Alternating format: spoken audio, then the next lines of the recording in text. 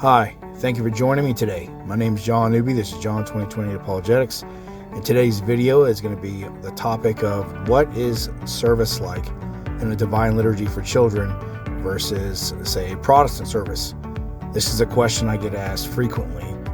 So this video is for people with children and what can they come to expect. Now, since we're addressing Protestants would like to perhaps go to the scripture first. So let's go over a few verses that show children were worshiping with their parents, and this is what happens in divine liturgy. Divine liturgy, we are not separated. The children don't go into a different room and have a different youth pastor or whatnot. And we see this, a clear example, first of all, is in the book of Acts, in Acts 20, where Paul himself is actually teaching and a young boy falls out of a window. It's Acts 20, verse 9. We see Ephesians, where Paul addresses children. So children are the people that Paul's writing to in this verse. Now he's writing to the church of Ephesus, but to the children who are part of the church of Ephesus. And that's Ephesians 6:1. Children, obey your parents and the Lord, for this is right.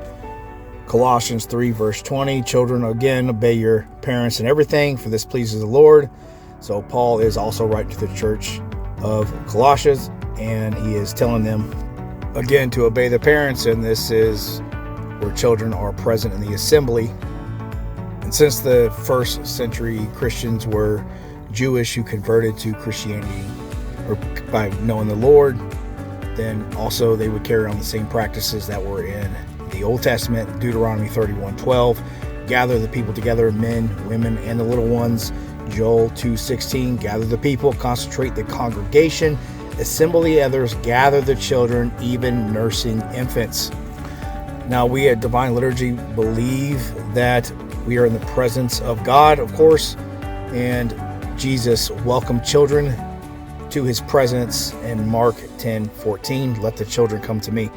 So to make a historical argument, if you were to walk up to, say, a 1st, 2nd, 3rd, 4th century Christian and ask them where the youth service is, they would look at you very puzzled. That would not be the case at all. Even when the Christians were hiding in catacombs and whatnot, worshiping, there was no separate section for children to be. They were all congregated together. This is clear in the 1st through 4, 5, 6, 7, 8 centuries. We have several quotes from early church fathers. St. Irenaeus of Lyons wrote, he came to save all through himself, all I say, whom through him are reborn unto God, infants and children and boys and youths and old men. That was Against Heresies, Book 2. The earliest Christian resources that we have state that the children were also to be part of baptism.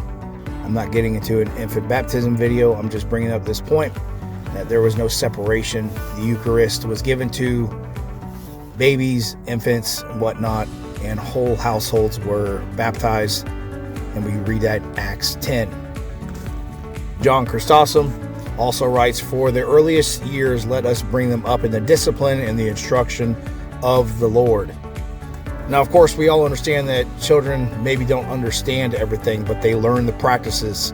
They learn that worship is not primarily an educational experience.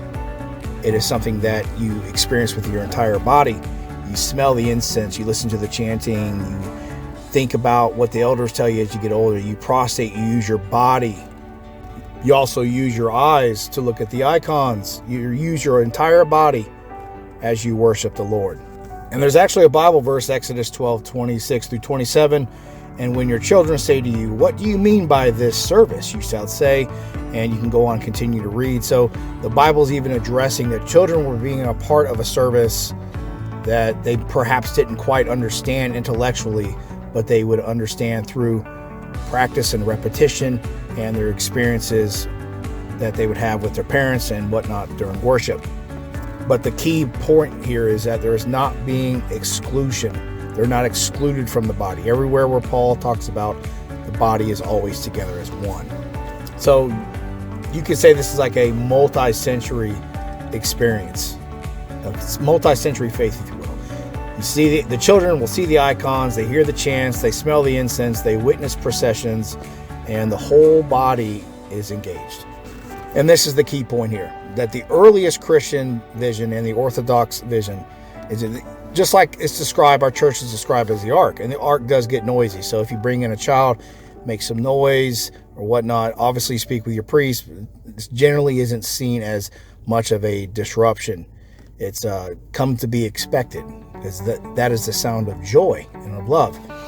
So the overall mindset when it comes to children is that children are not to be kept occupied until they're old enough for church. They're going to play puzzles and patty cake or play outside. They're to be part of worship. The earliest church, the earliest evidence we have, the scripture all supports that the church baptized the children, they communed with them, they raised them through liturgical life and through the Christian community. So if you are a Protestant who is looking into Orthodoxy and has children and has questions, first and foremost, of course, set up a meeting with the priest of the Orthodox Church in your area. Talk with him, get to know him, and let him know your concerns. Always go to a priest. And children are seen as a blessing. They're not seen as anything other than that. They're not somebody that needs to be babysitted and watched. They're to be by your side and to learn and to watch how you worship and how you're disciplined and how often you go to church, and if you participate or not. Children are going to mimic you. They mimic you at home. Why wouldn't you want them mimicking the way it's supposed to be at church as well? Be a good role model for them. This is why we're given such harsh judgment on how we are to treat our children. If you don't treat your children correctly or teach them the ways of the Lord, you will be judged by that. Think about it. How can you even teach your children the ways of the Lord if they're not worshiping with you? It just makes logical sense. So, yes, children will learn the true way to worship God. They will learn discipline. They will learn to worship God with their entire body, from the way they see, smell, prostrations, everything. And they will be going in line with Scripture, and they will be going in line with the historical reality. Thank you for listening. God bless you in the name of the Father, the Son, and the Holy Spirit.